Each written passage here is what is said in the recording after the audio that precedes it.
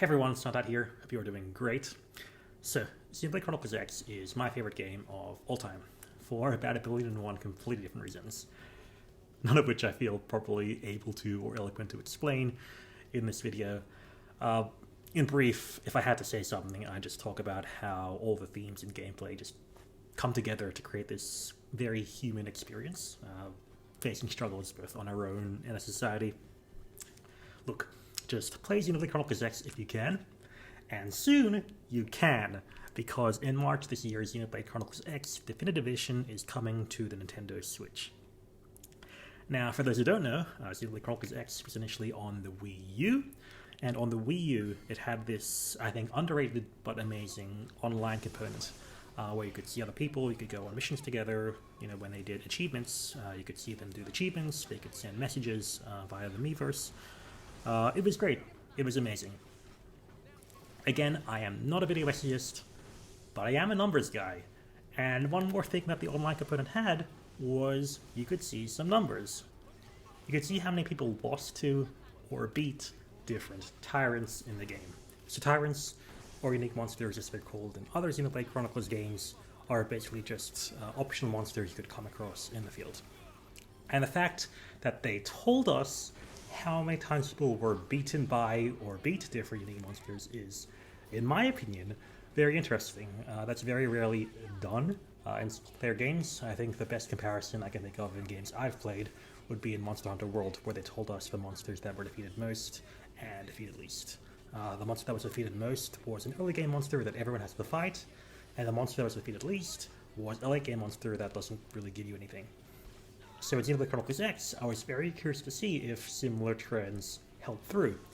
And so in the last couple of days before the online shut down, I went through Xenoblade Chronicles X, I looked through and beat every single Tyrant to see how many players were beaten by and beat each one. And it did not really match at all what I expected. So that is what we're going to be talking about in this video. In many ways, this video is sort of my love letter to the game and combat of Xenoblade Chronicles X, which in my opinion is very underrated and very, very good. So yeah, let's get to it. Number 5. Hayridden, the Territorial. So if you played other Xenoblade games, this should be a very familiar sight to you. A level 81 giant monkey in the first area who will ruin your day when you first play the game.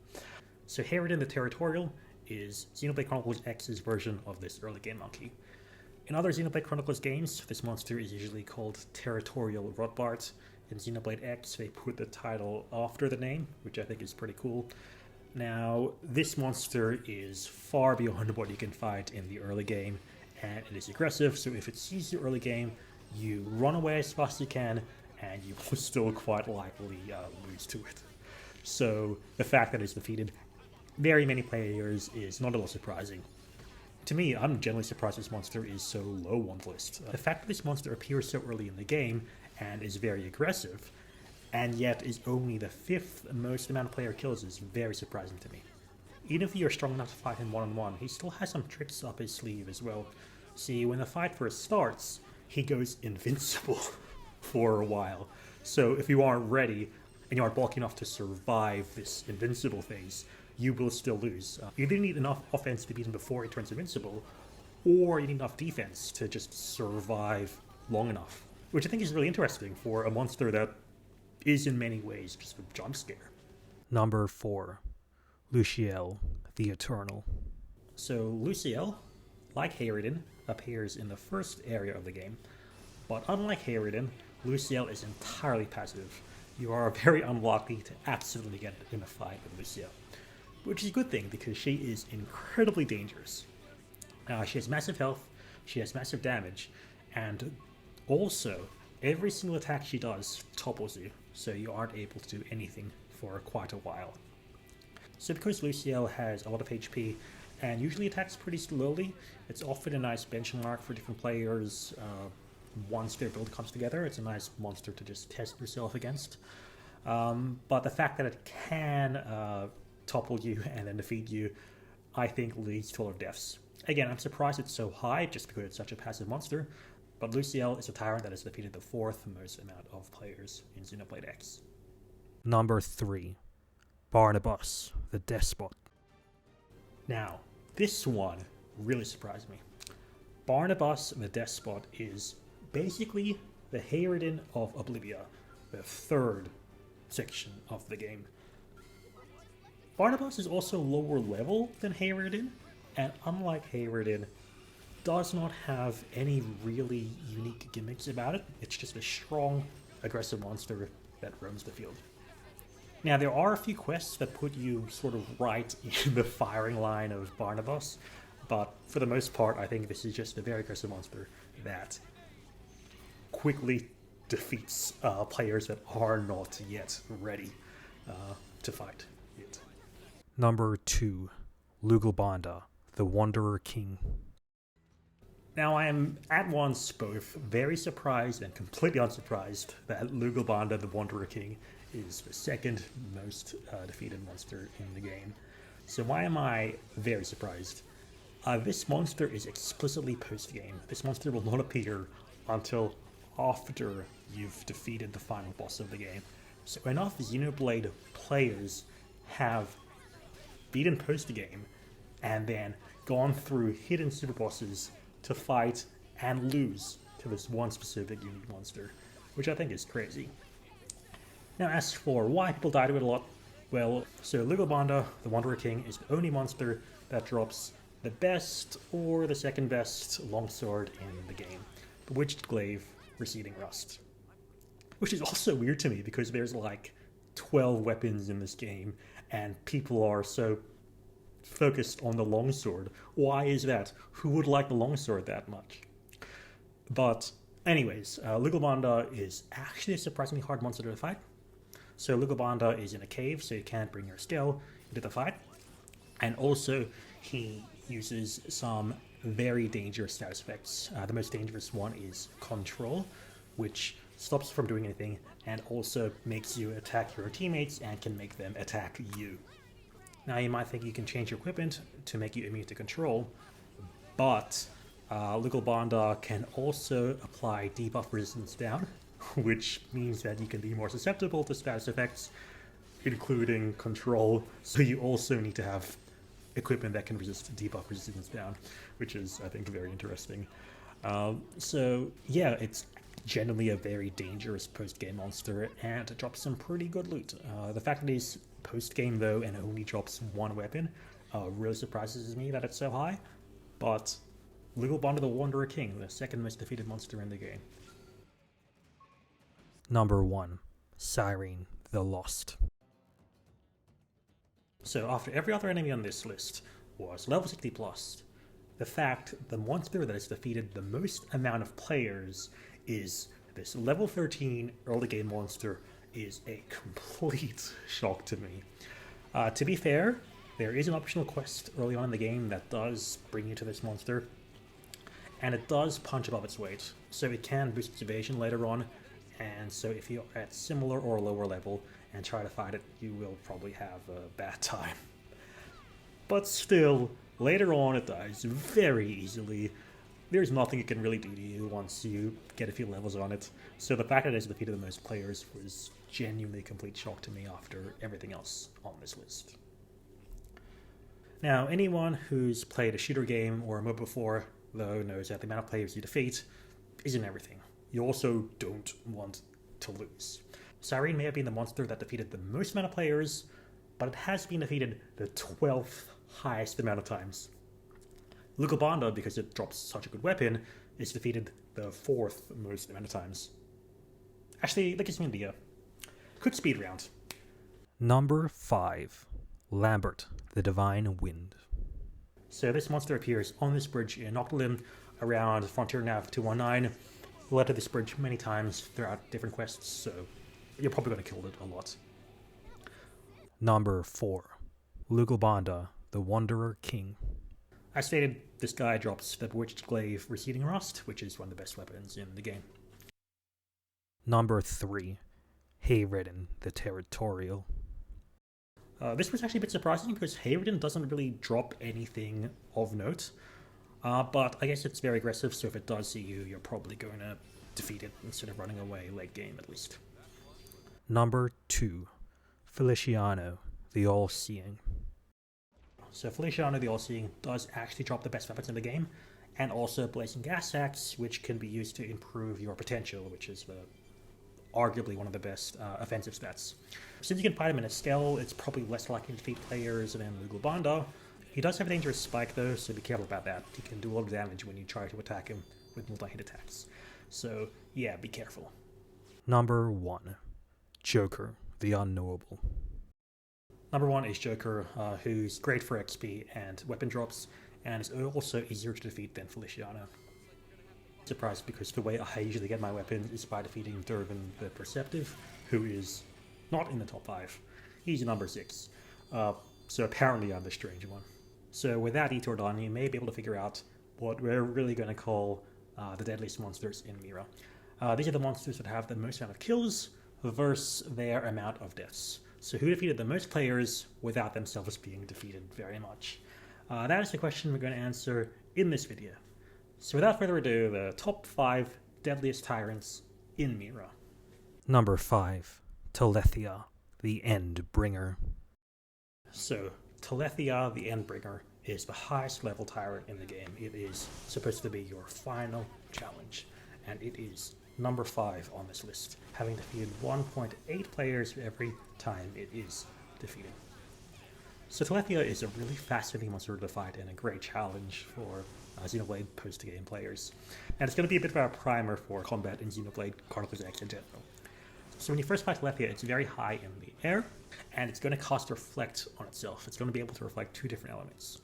So every attack in Xenoblade uses one of 6 elements, which are physical, beam, ether, thermal, electric, and gravity. Telethia is going to pick 2 of those elements to reflect against you. And if you try and fight it, and you use the element that reflects on you, you are going to lose. So you need to set up your gear to negate reflect effects for your main weapons, especially on this first stage. You also need high accuracy to be able to hit it. Now, most of Telethia's attacks are ether based, so you want to make sure you have high ether resistance. And if you deal enough damage, if you get it to lose around a third of its HP, it will become invincible for a while as it slowly descends to the ground. Now, on the ground, Telethia gets a spike effect. I mentioned this briefly before, but basically spike effects are when you're near it or when you do damage to it, you also take damage yourself. So spike is actually very dangerous in Xenoblade X as well. One of the best defensive strategies in the game is about trying to evade attacks with a status called a decoy. Spike goes through decoy, so this sort of defeats the main defensive strategy you might have. You need some other way to beat the spike effect. You can add augments to your gear that make you immune to the spike effect, but that stops you from using other gear, especially if you want to add augments that make your scale stronger. But it turns out that the spike effect is still elemental, it is still ether elemental. So if you equip your scale with enough ether resistance, the spike is something you can just mostly ignore. Once you get through this phase, it will go back up in the air, and then Telethia will get this decoy effect. Telethia will dodge most of your attacks. So you need to withstand all those attacks while doing no damage to it for a while. You attack it as quickly as you can to get through all of its dodges. I believe it's 150 different attacks. So a nice multi-hit weapon is very good, and if you do this, you get through its decoy, you can finally get enough damage to defeat Telethia, the strongest super boss in Xenoblade Chronicles X, and the 5th deadliest monster in the game.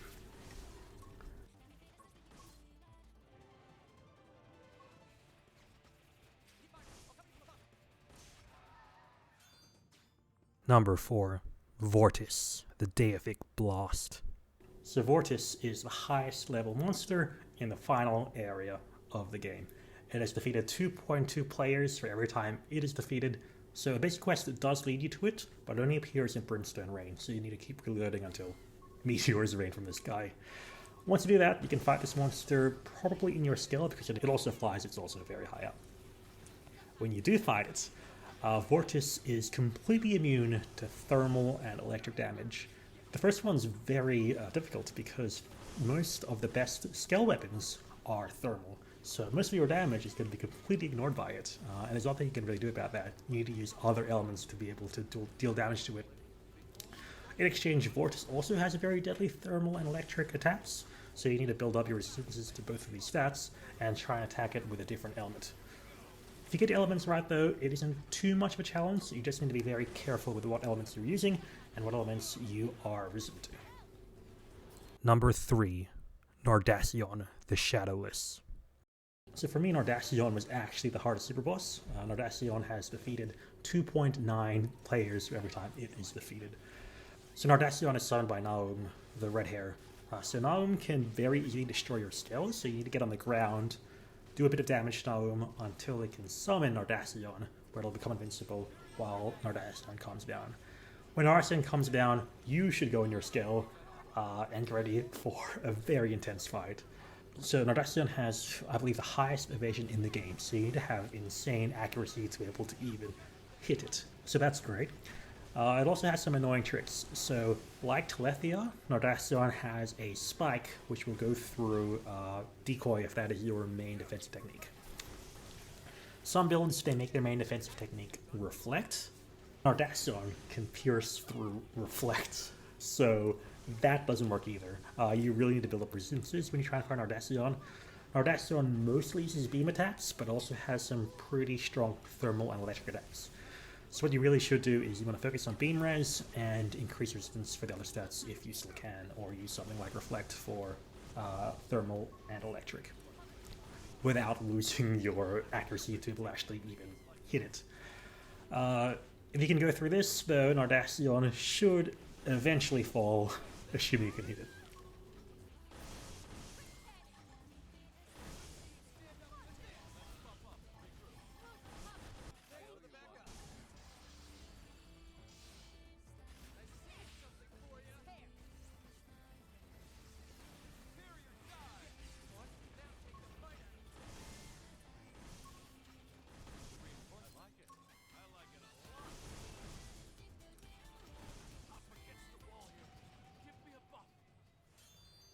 Number 2.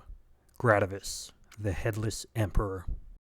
So Gradavis has the highest HP in the game, so this is going to be a very long, very extended fight. What's also pretty deadly is that Gradavis can use every single element in the game. So unlike the earlier fights, you can't just build up 1-2 resistances. You need to be able to withstand everything and also survive this intensely long fight. So in this, I'm fighting Gradavis in my skill. My skill has reflect to every element, enough damage to make the fight go reasonably quickly, and enough healing to actually survive the onslaught damage via using my overdrive. Eventually, though, it should fall. It's just a long fight that you really need to have the defense to every element and the regeneration and the damage to survive the fight. Now, before we get to number 1, I just want to go through some quick honorable mentions. So there are 5 additional monsters that have defeated more players than were defeated by. We're going to go through them very quickly. Number 10 is Farsis, the Ever Queen, this gravity-based super boss you fight in Silverlim. Around it are, I think, actually the best monster the ground equipment for, but Farsis itself is a very hard fight. Number 9 is Truna, the Cataclysm. This monster is very easy to accidentally aggro and is very deadly.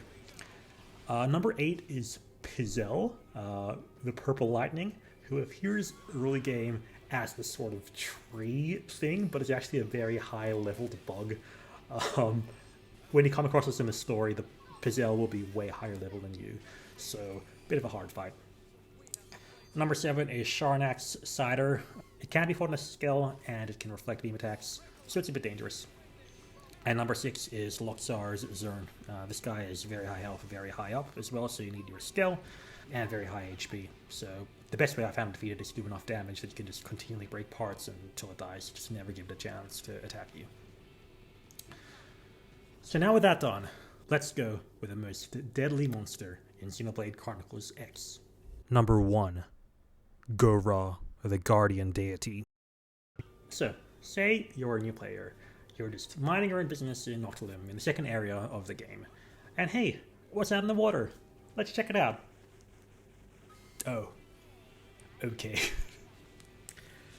Okay, so it's a new day. You're much stronger now. You have this great new skill. This monster defeated you before. It's time to get our revenge. I have a great super weapon. This guy will die in one hit, and yeah. So, Go-Rha, the Guardian Deity, is an incredibly trolly monster, and I love it so much.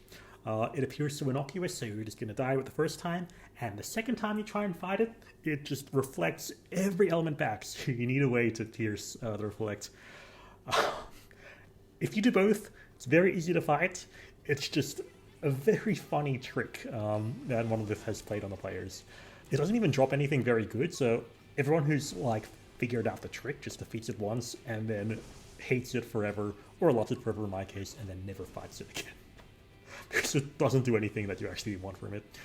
But yeah, so for every player that has defeated Go-Rha, Go-Rha has defeated 4.8 players. And that's like an almost 5-to-1 KD ratio, which is amazing and hilarious.